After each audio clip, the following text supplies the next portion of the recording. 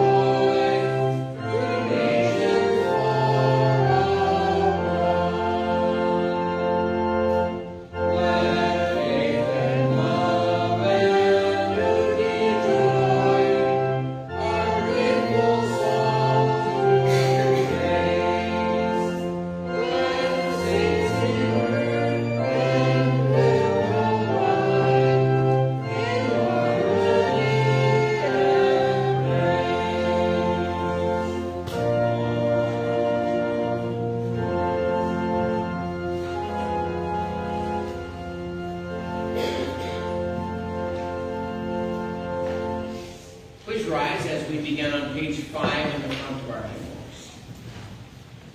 In the name of the Father, and the Son, and the Holy Ghost. Amen.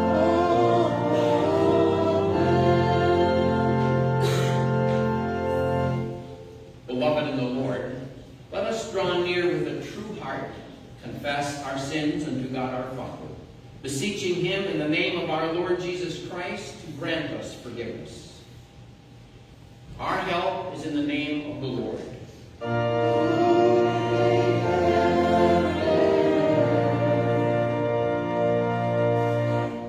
I said, I will confess my transgressions unto the Lord.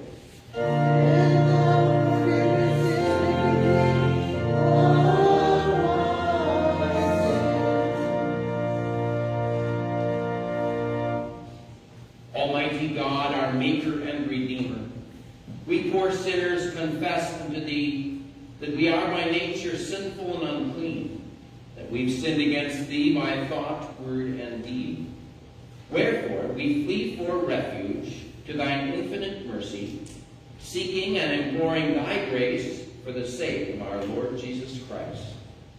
O most merciful God, who hast given Thy only begotten Son to die for us, have mercy upon us, and for His sake grant us remission of all our sins, and by Thy Holy Spirit increase in us true knowledge of Thee, and of Thy will, and true obedience to Thy word, to the end that by Thy grace we may come to everlasting life, through Jesus Christ our Lord.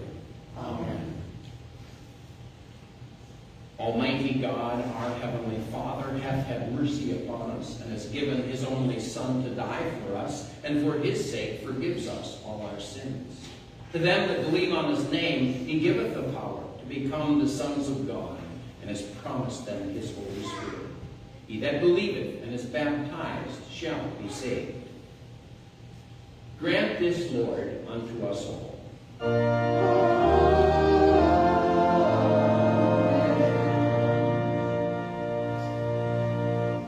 Our psalm of the day tells us of the terrible distress of God's church will be subject to both here in the Old Testament and also to this day. The psalm is a prayer for the church's preservation. We join in the psalm of the day, Psalm 79. O God, the nations have invaded your inheritance. They have defiled your holy temple. They have reduced Jerusalem to rubble. We are not thanks to our enemies, our sword and retribution those around us. How long, Lord, will you be angry forever? How long will your jealousy burn like fire? Pour out your wrath on the nations that do not acknowledge you, on the kingdoms that do not call on your name. For they have devoured Jacob and devastated his own land. Do not hold against us the sins of past generations. May your mercy come quickly to meet us, for we are in desperate need. Help us, God our Savior, for the glory of your name, deliver us and forgive our sins for your name's sake.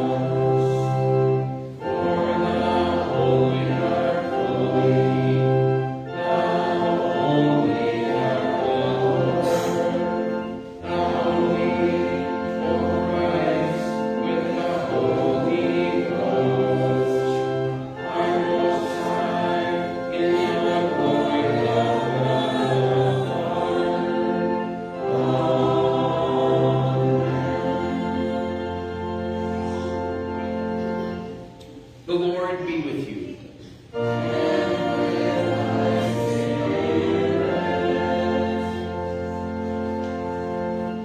Let us pray. God, our grant, O Lord, we beseech you, that the course of this world may be so peaceably ordered by your direction, that your church may joyfully serve you in all godly quiet. Through Jesus Christ, your Son, our Lord, who lives and reigns with you in the Holy Spirit, one true God, now and forever.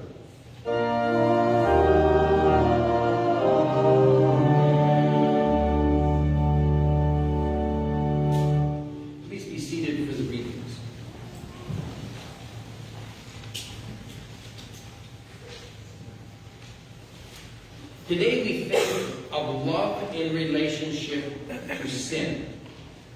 Love and grace are two qualities, are not two qualities, but one that bear the name grace. Love is the eternal foundation where grace is the stream that comes from it. Love is the fire where grace is the heat and warmth. And the word grace expresses an outward beauty and attractiveness of love.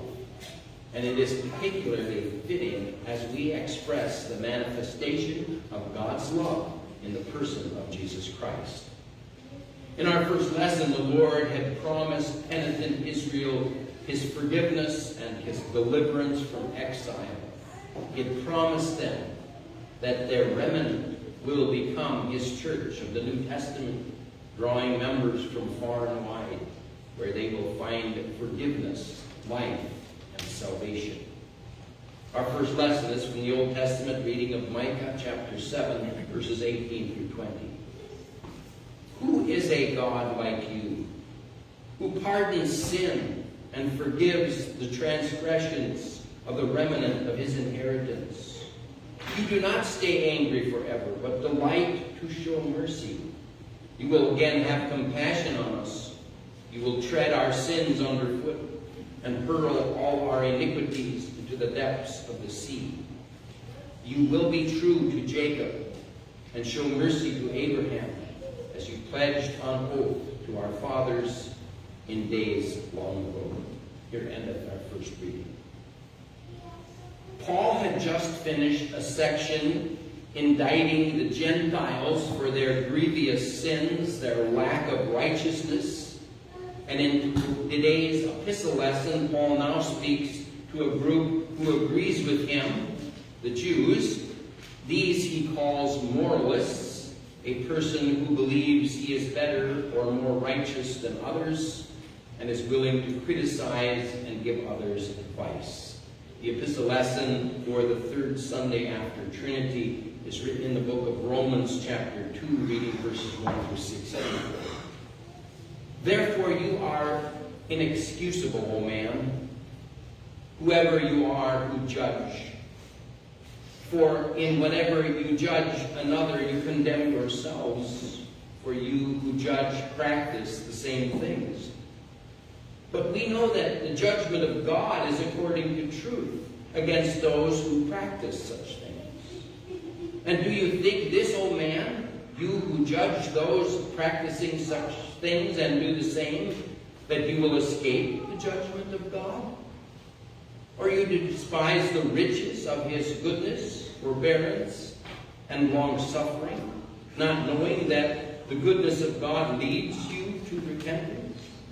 But in accordance with your hardness of your impenitent hearts, you are treasuring up for yourself wrath in the day of wrath and revelation of the righteous judgment of God, who will render to each one according to his deeds. Eternal life to those who by penitent continuance are doing good, seeking for glory, honor, and immorality. But to those who are self-seeking and do not obey the truth, but obey unrighteousness, indignation, and wrath, tribulation, and anguish, and every soul of man who does evil, of the Jew first, and also of the Gentile, of the Greek. But glory, honor, and peace to everyone who works what is good, to the Jew first, and also to the Greek. For there is no particularity with God. For as many as have sinned without the law will also perish without the law. And as many as have sinned in the law will be judged by the law.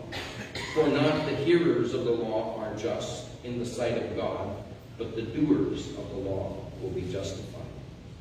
For when Gentiles who do not have the law by nature do the things in the law, these, although not having the law, are a law to themselves, who show the work of the law written in their hearts, their conscience also bearing witness, and between themselves and their thoughts accusing or else excusing them, in the day when God will judge the secrets of men, by Jesus Christ according to my gospel.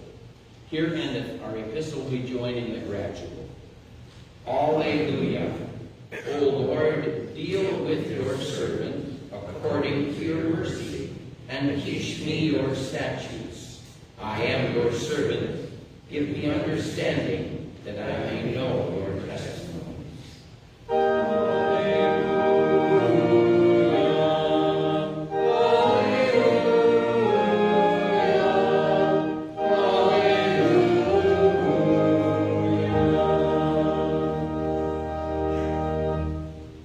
Today's gospel lesson is the parable of the lost son.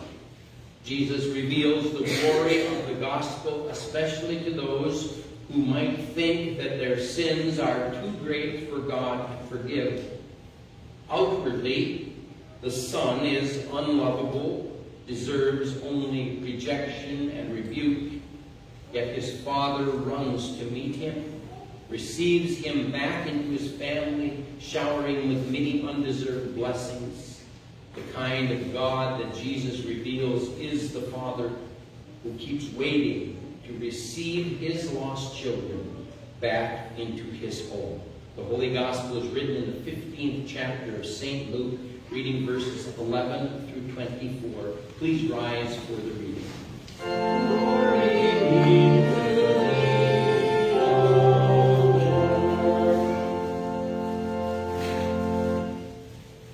Then he said, a certain man had 2 sons, and the younger of them said to his father, Father, give me the portion of goods that falls to me. So he divided to them his livelihood. And not many days after, the younger son gathered all together and journeyed to a far country, and there wasted his possessions with prodigal living. But when he had spent all, there arose a severe famine in that land, and he began to be in want.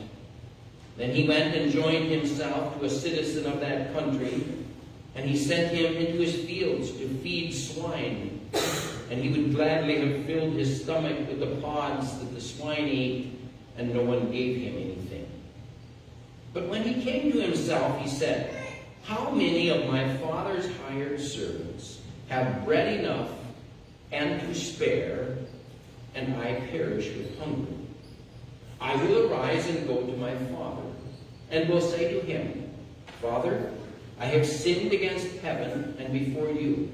I am no longer worthy to be called your son. Make me like one of your hired servants. And he arose and came to his father. But when he was still a great way off, his father saw him, and had compassion, and ran and fell on his neck and kissed him. And the son said to him, Father, I have sinned against heaven and in your sight, and am no longer worthy to be called your son. But the father said to his servants, bring out the best robe and put it on him. Put a ring on his hand and sandals on his feet. And bring the fatted calf here and kill it. And let us eat and be merry. For this son of mine was dead and is alive again. He was lost and is found. And they began to be merry.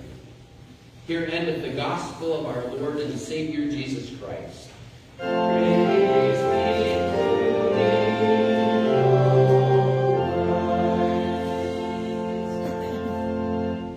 Let us confess our Christian faith in the words of the Apostles' Creed found on page 12.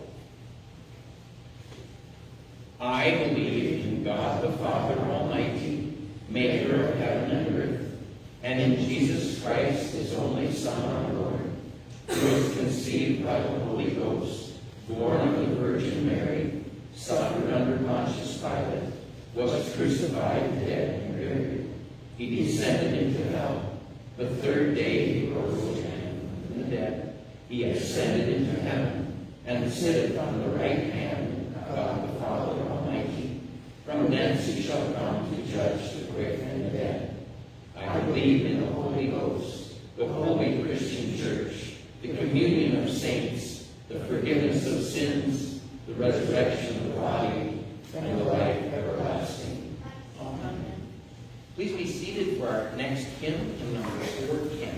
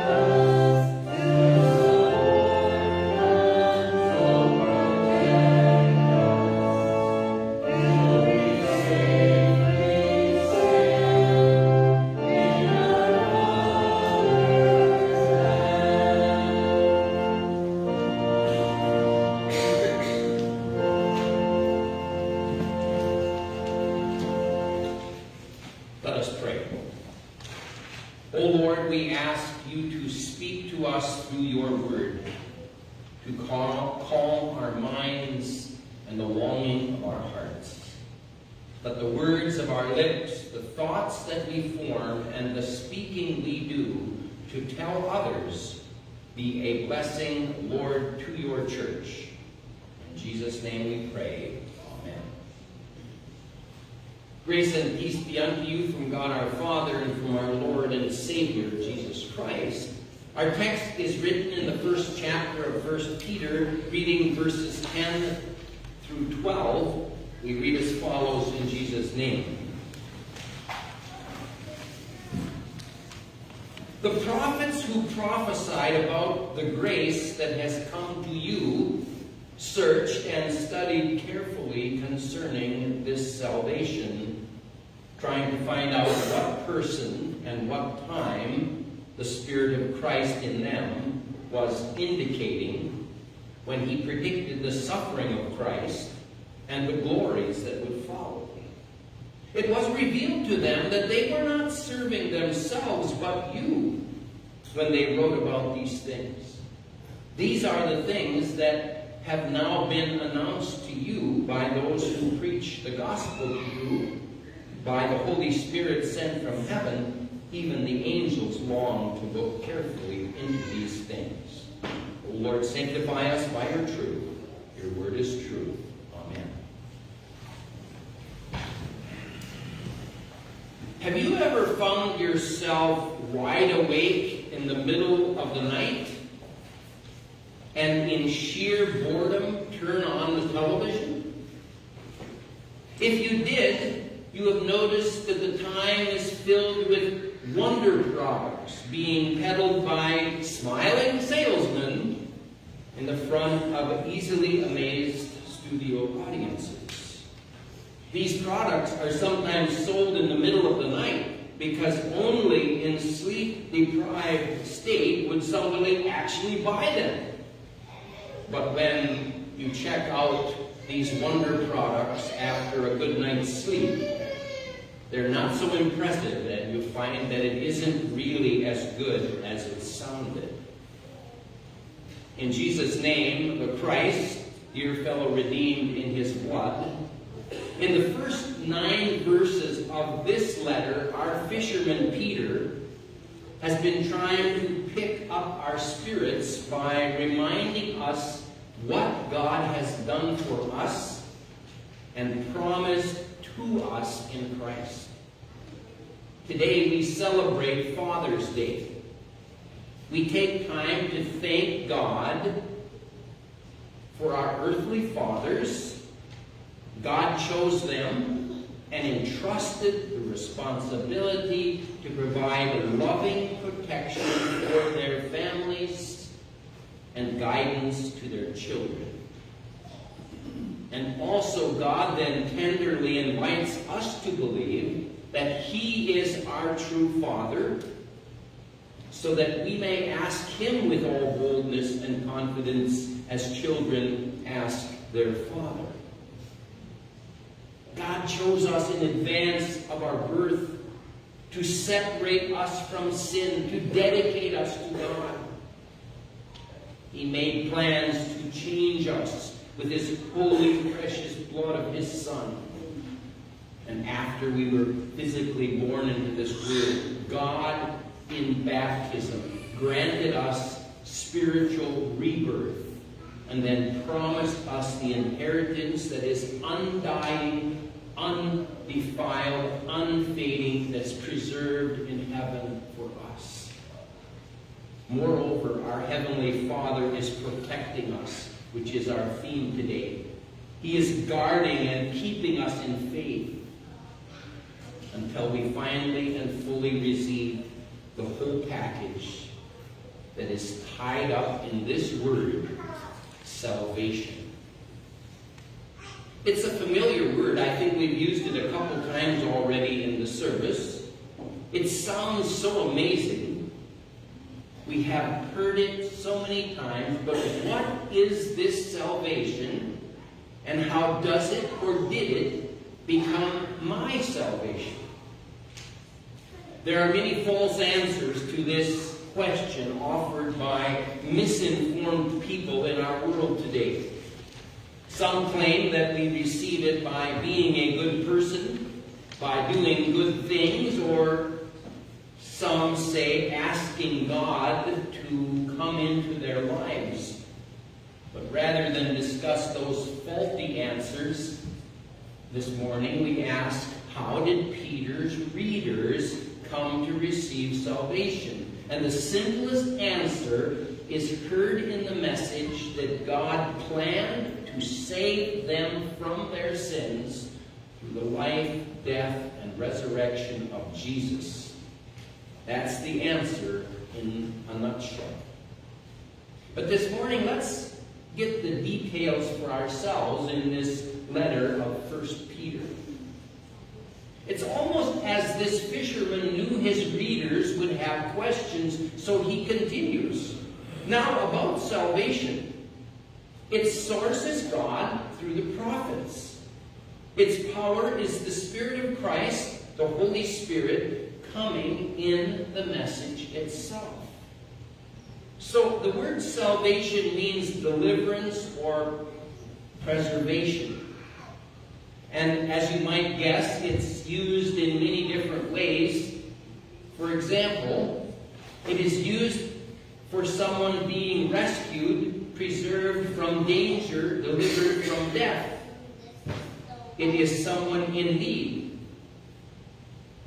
If their boat springs a leak out in the middle of Detroit lakes, we'd all agree that such a person would need to be rescued, preserved from danger, delivered from drowning and death. They would need a kind of salvation. But we're not in a boat that sprung a leak, or are we? Why do I need deliverance or salvation? Much of our world is unaware of the danger because they've been told that it's nothing wrong and everything is fine. You see, there's a salesman out there who sells boats with holes in them, and his name is Satan, and he has convinced most of the world that there is no danger. But remember what Jesus said about him. He's a liar from the beginning. You see, he is condemned to hell, and he wants to take with him as many as he can. The truth is that mankind's boat started taking on water a long time ago when the first two people, Adam and Eve, questioned God, doubted God's love for them, disobeyed them. And it isn't just their disobedience. You see, every day you and I punch holes in our own boats by disobeying God's law, by sinning against Him. And although we try to bail out the water, it's too late. The ship is going down. And there is only one person who has a boat that won't sink. God promised that He would come along at the right time, bring salvation, rescue people whose boats were sinking. And of course, that's all of us. God told different men down through the ages about His plans, and they were to tell others what He said. They were only mouthpieces or spokesmen because the message about the Savior didn't come from them, but from God. Peter tells us about the source of the promise and about those men given it, did with it, in verses 10 and 11. The prophets who prophesied about the grace that has come to you searched and studied carefully concerning this salvation, trying to find out what person and what time the Spirit of Christ in them was indicating when He preached the suffering of Christ and then the glories that would follow. You see, God spoke to the prophets and they prophesied. They told others what God had told them. If you want to read about what God told them, you only need to read words that they wrote in Psalm 22 or books like Isaiah or Zechariah or Daniel.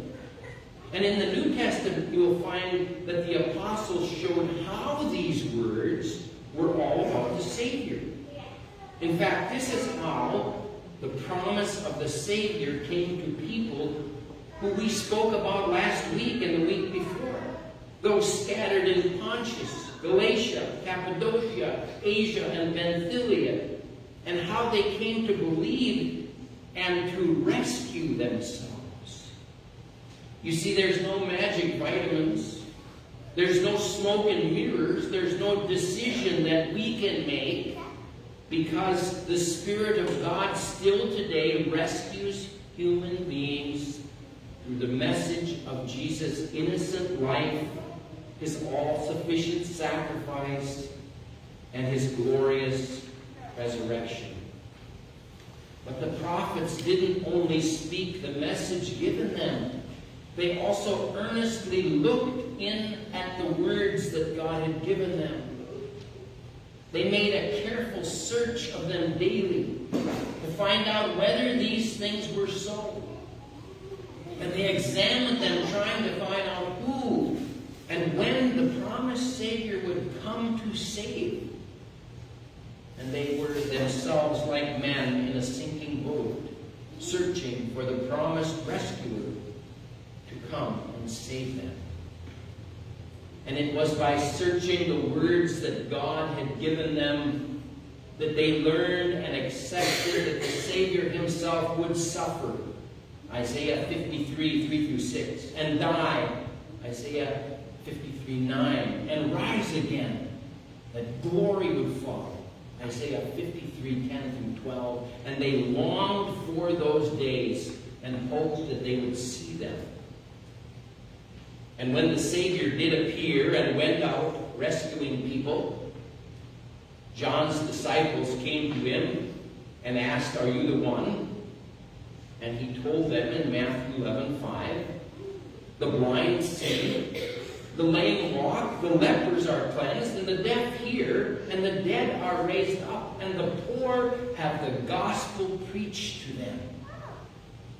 And He told His disciples in Luke chapter 10, verse 23, saying that the prophets might have wept to hear these words, "Blessed are the eyes that see what you see.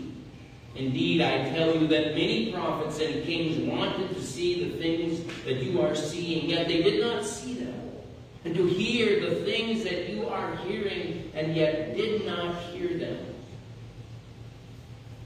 Have you ever stopped and wondered to yourself when driving down the highway in your air-conditioned cars to visit someone hundreds of miles away, how someone who lived 200 years ago would react to getting into that same car and driving?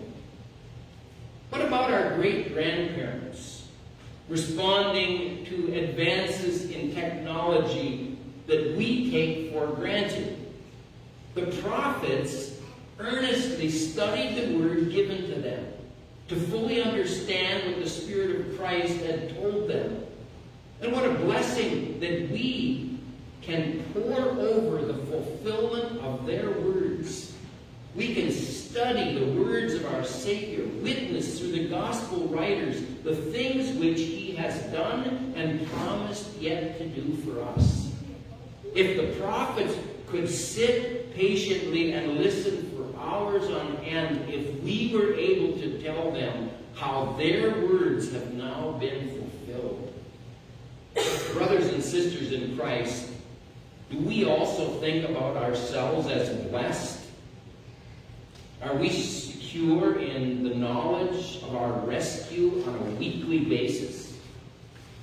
Do we rejoice to read again the Scriptures, which tells us things that we could never know without the record put down by the prophets and the evangelists? Do we thank God daily for having revealed these things to us? we know our joy isn't what it should be because, of course, we still have a fallen nature within us. We are still saint and sinner at the same time. Nevertheless, we long to receive the complete and total rescue, the fullness of our salvation. In the meantime, we pray almost every Sunday, "Restore to me the joy of your salvation and uphold me with your free spirit." It was also revealed to the prophets that they were serving future generations by proclaiming God's promised rescue, as verse 12 says. It was revealed to them that they were not serving themselves, but you, when they wrote about these things. These are the things that have now been announced to all of you by those who preach the gospel. To you by the Holy Spirit, who was sent from heaven. And even the angels long to look carefully into these things. Yet there are many who criticize when a pastor brings up the importance of attending worship. If you've heard one sermon, you've heard them all. It's always the same message over and over again. But there's a reason why faithful Christian pastors repeatedly return to the law that shows us our sin, and to the gospel, who shows us our Savior, to the cross of Jesus, where his innocent blood was shed for our salvation. And it's not because we couldn't talk about something else, because there's many today who have left behind the message of rescue from sin, eternal death through the death of Jesus and his glorious resurrection. Some proclaim a liberation gospel, offering supposed freedom from whatever what you perceive enslaves you. Others proclaim a social gospel, promising food and clothing and extended life in this world. And still others proclaim a prosperity gospel, declaring that God wants you to have any and everything that makes you happy. The problem is that offering freedom from earthly captors, attempting to fulfill earthly needs, or making promises about earthly prosperity and wealth doesn't result in rescue from sin and death, from the sinking boat in which we are all stranded. The salvation in Christ is only and real rescue, which was proclaimed by the prophets, offering the good news, the only thing that actually works to rescue us from sin, and that results in freedom from sin and the consequences of eternal death in hell. And that is why the prophets studied the word they were given. That's why the apostles proclaimed Christ and his resurrection from the dead. It is the power of God that results in the eternal rescue from the sinking boat in which we are all stranded. Therefore, brothers and sisters in Christ, to proclaim Christ, his cross, and his resurrection, because by faith we agree with the Apostle Paul, who in spirit of Christ was moved to write, "I am not ashamed of the gospel of Christ, for it is the power of God unto salvation for everyone who believes." It's the same message that this fisherman proclaimed 50 days after Jesus arose on Pentecost. A message concerning the suffering and death of Jesus and his glorious rising. And this message was effective. It did change hearts and lives. It offered and serves to rescue sinners. It did, and it still does. For there were among those assembled in Jerusalem people from Pontus, Cappadocia, and Asia, the region to which these letters are addressed, which Simon Peter never visited. And no doubt they went to their homes and like prophets spoke the message that they had been given. And the Holy Spirit blessed the word they were proclaiming. And the power to change hearts and lives comes from God's Holy Spirit and is transmitted to sinners in the word, whether in proclamation or attached to the sacraments. This is how God gives the communication to rescue sinners. This is the salvation that we have been given to share with our family and our friends and those in the city and state and country. It's the only message that has the power to give what it offers. The power that works in it is the Spirit of God. Moreover, in His Spirit, the Holy Spirit reveals that the angels of God long to do what the prophets once did, and look carefully into the message that you have been given to share. Dear fellow redeemed, there is no time to waste. Remember, the boat is leaking. It's going down. And there's only one who can save us. And you know Him as Jesus, the one who rescued you, so that you may serve Him by sharing how He rescued you with others. Amen. Please rise for the blessing. And now may the peace of God, which passes all our understanding, keep our hearts and minds through Christ Jesus. Amen.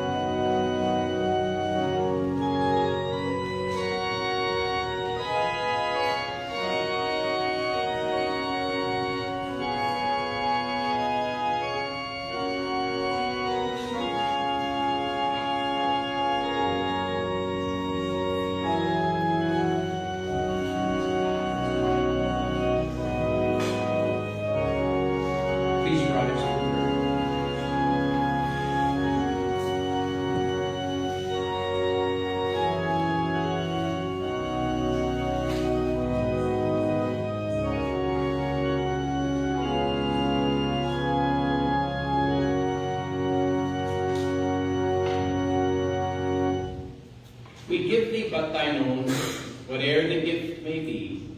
All that we have is thine alone. A trust, O Lord, from thee. Amen.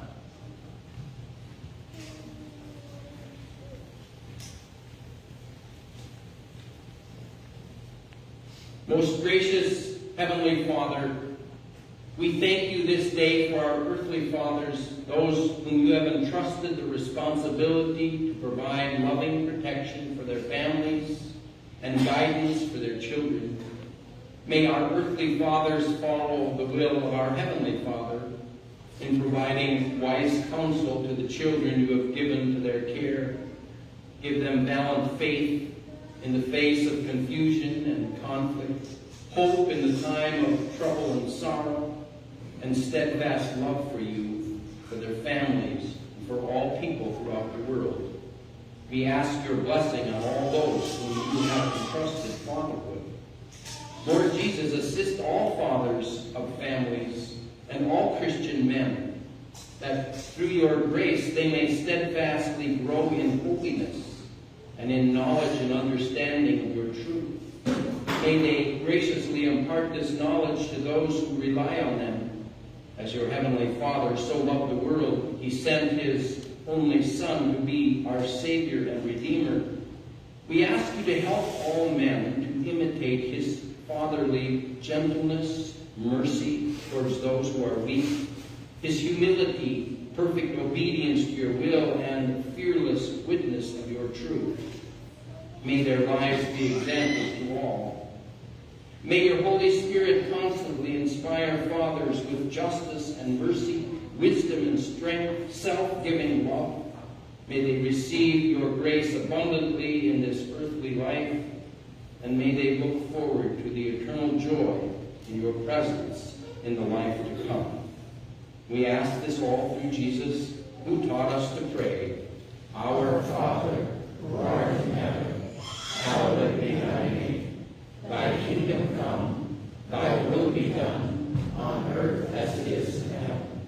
Give us this day our daily bread, and forgive us our trespasses, as we forgive those who trespass against us. And lead us not into temptation, but deliver us from evil. For thine is the kingdom, and the power, and the glory, forever and ever. Amen. Please be seated for our next hymn, hymn number 390.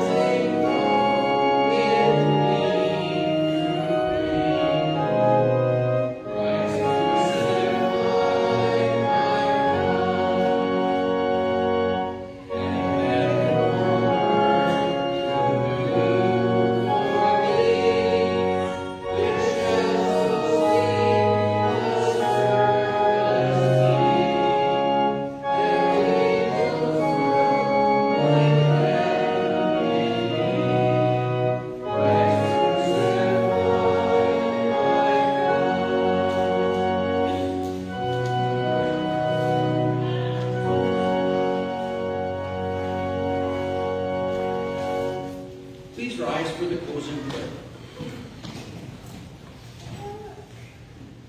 Blessed Lord, who has caused all Holy Scripture to be written for our learning, grant that we may in such wise hear them, read, mark, learn, and inwardly digest them, that by patience and comfort of thy holy word, we may embrace and ever hold fast the blessed hope of everlasting life, which thou hast given us in our Savior Jesus Christ, who liveth and reigneth with thee and the Holy Ghost, ever one God, world without end.